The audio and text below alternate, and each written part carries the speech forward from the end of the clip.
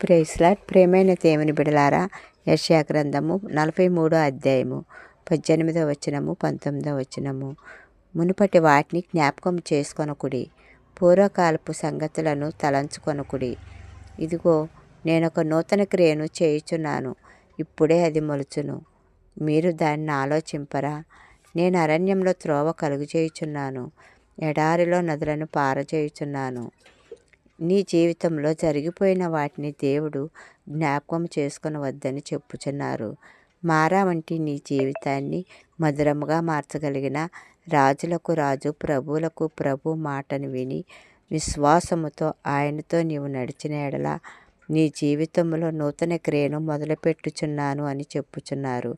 అది ఇప్పుడే మొలుచును. క్షణంలో నీ స్థితిని మార్చగలిగిన తండ్రి నీవు ఆధారం చేసుకున్న ఎడల నీవు ఆశీర్వదించబడతావు.